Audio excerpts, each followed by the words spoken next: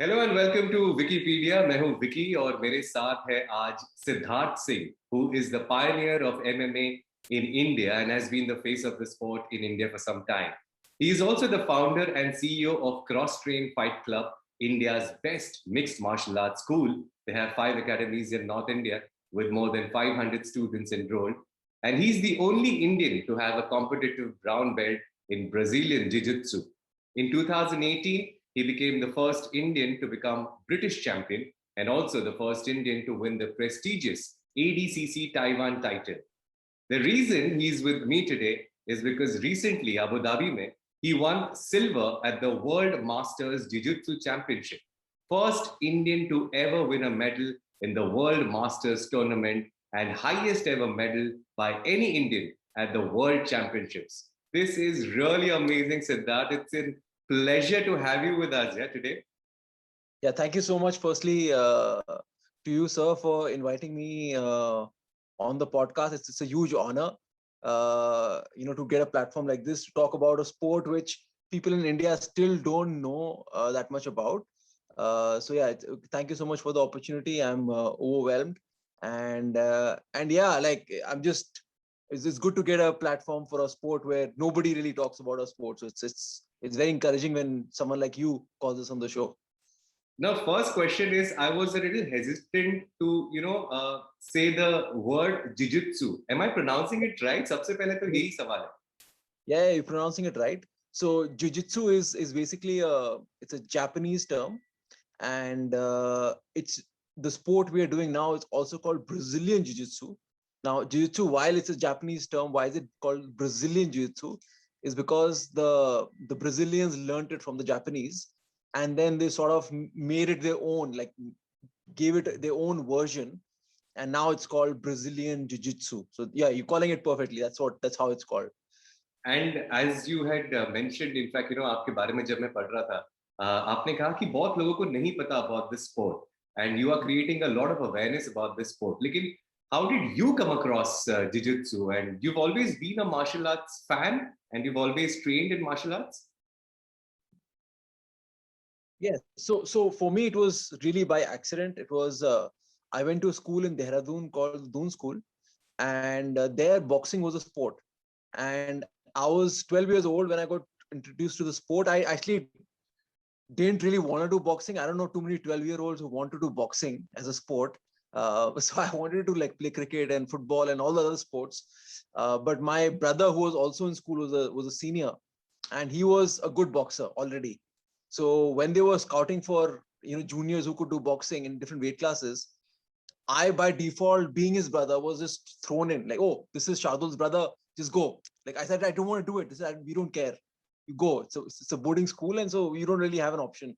So I started off with boxing, and then actually I found boxing to be fun in the training room. It was quite technical, but I never won fights. I always lost in competition. And one of the reasons why I lost was I was never able to pull the trigger, as they say. I'm not an aggressive guy. I don't get angry. None of those things which one associates with combat sports. I have none of those things. So I never won. I always lost. But after losing year after year after year, after having really good technique, I figured out, like in class 12, which is my final year, that listen, I need to put some aggression into it as well. Like just technique will not win it.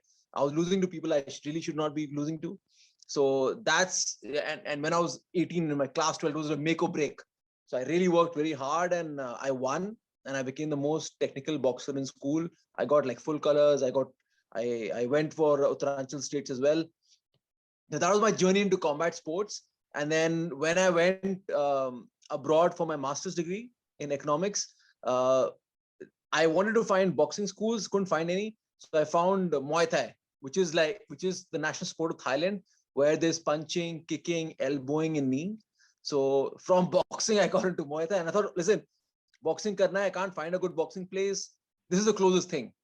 And when I trained with those guys, I really enjoyed the training. It was not what one would expect. No one was kicking me in the head, no one was elbowing me. It was a very good team atmosphere. Everyone's laughing, having fun, playing around.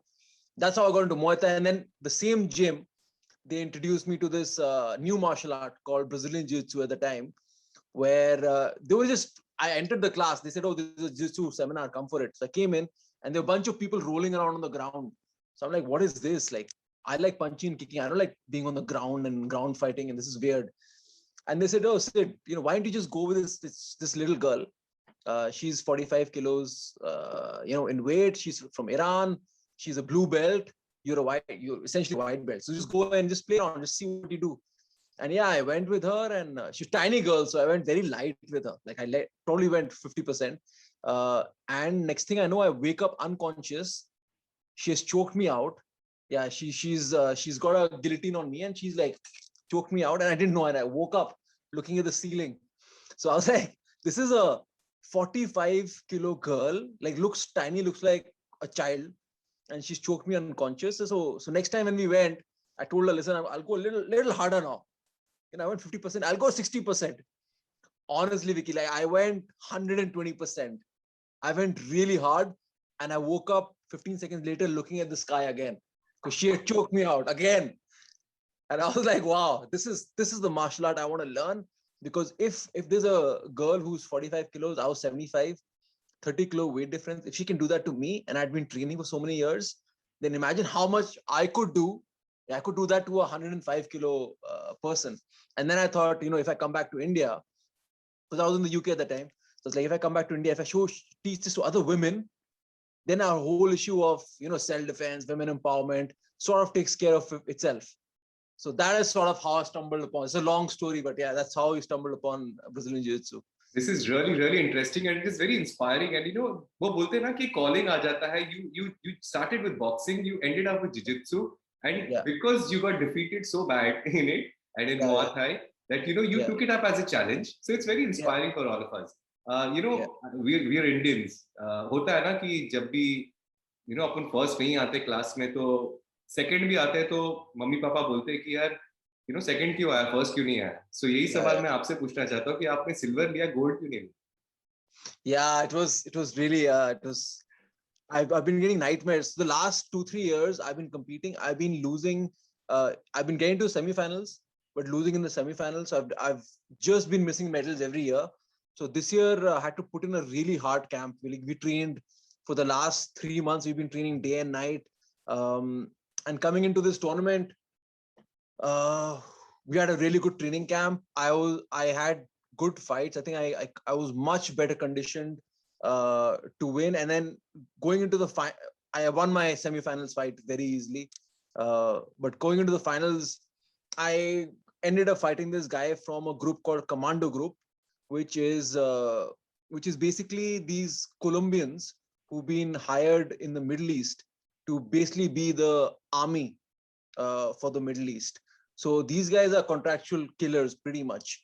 So I fought one of their guys. Yeah, it's called the Commando Group. They're Colombians. So I fought a Colombian guy from the Commando Group, and yeah, physically I've never met someone in my weight class who was that much bigger than me. Like I had to cut weight to make my weight, and this guy was at least 10 kilos heavier than me. He was thick. He was broad. So just I think on the basis of physicality, he was much stronger and much bigger. So yeah, it's a lesson learned. I never fought anyone from that group before. So again we have next year. So next year I'm going to go for gold for sure. And I'm sure that you will go for gold. And even if you don't win, it's no problem. Yeah, as Indians, we are like super duper happy. We are like so proud what you've done, what you've achieved. Jiu-Jitsu World Championships में आके participate करना और highest ever medal जीतना India के लिए कोई मामूली बात नहीं है. It's such a big thing. जैसे होता है कि celebrations होते हैं, जब आप वापस जाओगे, तो you're expecting some kind of celebrations, especially at the airport. No, not at all. I'm going to get back on Thursday, and Thursday we have wrestling sparring. So I'm really looking forward to going there. And I know so at cross train at our academy, if you win a medal, then everybody wants to win that medal from you. So when you're there, when I go, it's street sparring day. So they'll all want to smash me on Thursday. I know they've messaged me. They're like, Coach, well done. You've done a fantastic job. Now we'll see you in training on Thursday, because now they're going for that silver medal. They want it. तो मतलब इसमें celebration भी धुलाई के साथ ही होती है. धुलाई होता है इसमें. Combat sports में, at least in our gym, there's no celebration. It's they'll come, they'll go really hard with you, spar really hard, and after the roll, Coach, well deserved. Yeah, they smash you in the leg, well deserved. Yeah. So is there a certain age that you start learning martial arts? I mean, you started in 12, at the age of 12, started boxing.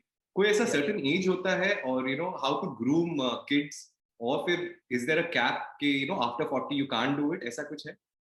So yeah, very good question. I think especially with Brazilian Jiu-Jitsu, it's something that you can do at any age. We've got kids starting as young as 8-year-olds, and then if you want to compete as a competitor, what the beautiful thing about Jiu-Jitsu is, and you fight competitions, it's your weight class and your age category. So you could be a 65-year-old. When you go to compete, you will fight a 65-year-old who's the same weight as you. So that's the beautiful. I don't know too many sports where a 65-year-old can still compete and be on the podium, but jiu-jitsu gives you that option of competing at your age class. So that's the beautiful thing. And uh, mixed martial arts and Brazilian jiu-jitsu by themselves are such a lifestyle changers that you're not going there just to get fit. You're going there because your academy is also like your family. You like hanging out with them, you like talking with them, and it's your tribe. So people can do it for as long as they want it. The one of the guys who sort of called the father of Brazilian jiu-jitsu was a person called Helio Gracie, and Brazilian guy, and he died at the age of I think 93 or 94. I could be wrong, but 93, 94, and he passed away on Friday, and he had sparred hard last on a Wednesday. So even at that age of 90 to 93, he was still sparring every day, rolling hard, training hard. And when this is what they say. They say the day before he passed away, he was sad because he couldn't train, he couldn't roll. That's what he said to his sons, that not able to train. And then he passed away the next day. What a story this is, yeah. Really amazing, yeah. You end moment तक अपने peak of his career में, he went up. Great. ये जो terminologies आप use कर रहे हो ना, the spars, the rolling, can you just make our listeners aware about it little bit? Sure. So when we talk about sparring is when you go full contact. So a lot of traditional martial arts, karate and taekwondo, a lot of the traditional martial arts, almost like especially in India, started to move away from actual sparring. There's a lot of hitting the board and punching the bag and showing a lot of techniques in the air. That's what a lot of traditional martial arts were. So when jiu-jitsu and MMA came about, they said, okay, all that is good, but what is actual fighting like? Actual fighting is when you'll have a willing, strong opponent who's fighting back. How do you respond when it's just not a board or a bag, when it's an actual live person who's also trying to kill you, you're trying to kill them, but in an obviously very safe environment? How will your techniques work then? So it's mandatory in Brazilian Jiu-Jitsu, in mixed martial arts, that you have to actually go one-on-one, full combat, full contact, but not 100%. You're not hitting each other with 100% intensity. You're going 50%, but you are doing what you would do in an actual fight situation. So same techniques and same. So when I say sparring could be in Muay Thai or boxing. You boxing like you normally would in a fight, but rather than having a clinch fist, you'll have an open palm. So when you hit, it's not that hard. In Brazilian Jiu-Jitsu, we call sparring rolling, because you're on the floor. It's ground fighting essentially, Brazilian Jiu-Jitsu. So you're on the ground. So we call it rolling rather than sparring. But again, when I'm rolling, or any academy in the world, rolling is you go pretty much 100%. You try and strangle each other. You try and choke. You try and do joint locks. And as soon as you're stuck in a joint lock, you just tap on your partner like this. They'll release the hold. You laugh, high five, start again. So there's no, you never get injured, but you go with the same intensity you would go in a fight. You're going 100%. You get caught, you can't breathe. You tap on them, they let you go, and you start again. And we play like this for an hour, 2 hours every day. So that's sort of what we do. So completely safe, but you do have the intensity of a real fight. The way you're explaining it, it is so interesting. ऐसा मन कर रहा है कि मैं भी अभी आ जाओ ring में, and I start learning from you. Yeah? The way you're explaining, really nice. Yeah? Where did you get your training? All from UK or India? Maybe you trained a lot. So 99.9% of my training in Brazilian Jiu-Jitsu has been in India. So 90. So I would say most of what I've learned is been self-taught. I've had some coaches along the way, but mainly it's been. So I'll mention a couple of people like we had a black belt from Italy who's called Ivan Tomasetti. He was staying in India. He stayed for a few years, so he wasn't training with us on a daily basis, but he would come in and out. He taught us some stuff. Then I had a professor from the US, Elliot Kelly. He visited India a couple of times. He taught us some stuff. But yeah, apart from that, we've been teaching and training ourselves. At Cross Train Fight Club, I travel abroad, learn some techniques. I come back home. I teach it to my students. My students take it forward. We test it in training. We test it in competition.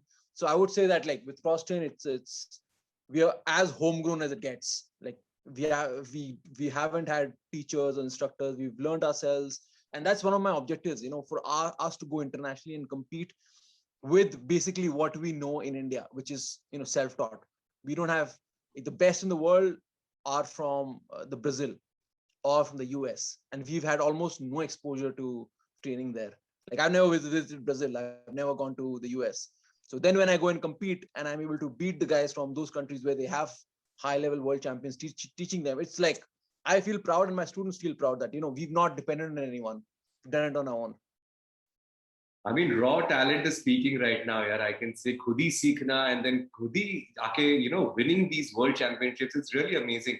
Abu Dhabi mein jab ye championships hue, did you make any new friends? Did you make any new Lots of friends? them. Lots and lots and lots. And actually the community is very small. It's a tight knit community. So for us, if you're on YouTube watching fighters, we look at a lot of fighters who are like the best in the world. And when we went to Abu Dhabi, a lot of our heroes were there. Like a lot of there's a guy called Adam Burzinski. There's a Polish guy. Man, he's like, to me, when I see him on YouTube, I watch his fights. It's just like, for me, I study his fights a lot. And he's right there. I was rolling and he was rolling next to me. He's sparring next to me. He's warming up. And I went and said hi. And he was like, "Hey, Sid, how's life?" And he knew who I was, and it was just a fantastic experience. So when you go to Abu Dhabi or when you go to World Championship, it's the best of the best. It's like if I was a cricketer and I went in for nets and I was bowling to Kohli, for example, something like that. It's really that level of it's unbelievable. Really, we are very proud of you, Siddharth. And I must ask you this last question before we wind up. Martial arts, especially someone who's doing it, they need constant practice. Ab COVID ke time pe, how did you manage all this? It was really difficult. It was really difficult because I'll tell you why. The issue was that, initially there was a lockdown for 3 months. And then later on, they said, okay, things are opening up, alcohol shops are opening up, this is opening up, but gyms cannot open, and it was such a challenge because we know, if you're healthy, if you're fit, if we have a good cardio, then we will, even if we get COVID, we will be able to recover much faster. But for some reason, gyms were not allowed to open in India. So we had to wait, and it's a big setback. We had to wait till the end of last year to start training again. When the Delhi government guidelines came that, okay, you can start opening gyms now, that's when we started training in small groups. And we were, again, so there's so much fear in the society that, they were like, oh, if you train, maybe you'll get sick because it's a close combat sport. So it took us a long time. Like only in March, people started to come back to training. So we essentially trained, like honestly, in my training camp, I had 8-9 people to train with, and that I trained with the same guys daily. So that obviously did, like you asked, why did the finals not go as planned? Because again, we didn't have a full team to prepare me for the tournament. So that was a big issue. But no, things are starting to get back. And like I spoke about one of my opponents, so a lot of the Brazilians and a lot of the Colombians, they never stopped training. Like even when COVID hit, they were still training in their close groups. Commando group was training together. The Brazilians, a lot of them were training together. So they never stopped during COVID. We took 4 months, 5 months. We had to take 4-5 months off. So that I think played a lot of a factor as well. But it was really difficult. And for us, like I said, it's a lifestyle. So when someone takes away our lifestyle, something we enjoy doing, sparring, training, talking technique, and it's our brothers. We train with our brothers and sisters. So when they're not there, it was a really difficult time. Yeah. And look how victorious you've come out of it. Yeah, really amazing, truly inspiring. बस एक और सवाल पूछूंगा जाने से पहले. Since there are so many sports biopics happening, especially in India, जब फिल्में बनती है, so if there was a sports biopic on Siddharth Singh, the man who won medals in jiu-jitsu, the first ever Indian to do that, uh, which actor do you think can play your role? Oh wow, that's crazy. That's crazy. Such a difficult question. Yeah, I think there's so many fantastic actors. Difficult to say, but I would say like one of my favorites, and um, I don't watch too much Bollywood at the moment, but I would say that someone like John Abraham would be a fantastic person to. I mean, I would love to watch him doing grappling and doing jiu-jitsu because he's an inspiration and he looks like he could be a fighter. I don't know. You know what? You said this, and this is going to happen for sure. Maybe not now. Maybe it will happen. That's for sure. And we've sent this good energies to the universe. Wish you all the best, Siddharth. It was Thank you lovely so much. talking to you. Thank you so much, sir, for the platform and for the opportunity and just letting us talk about a sport which people are not talking about. So really appreciate the platform, sir. And how do people get in touch with you? Because everyone wants to know more about MMA, wants to know about jiu-jitsu. So how do people get in touch with you on social media? Yes, Instagram is the best place. So I'm on CFC Sid. So CFC stands for Cross Train Fight Club, and Sid is short for Siddharth. So CFC Sid is where they can find me. And anything like in terms of self-defense, if you think like if you have a scenario in your head that someone might attack you or kids who are being bullied, a lot of kids reach out saying that, sir, someone's bullying me in school. So anything from bullying to women empowerment to actual fighters or diet or whatever it is, they can reach out and we'll help out with anything. Superb, Siddharth. More power to you. Wish you all the best, and you've made proud. You've made India proud. You've made all Indians living everywhere around the world very proud. Thank you so much, and wish you all the best. Thank you so much, sir. Really appreciate it. Thank you so much.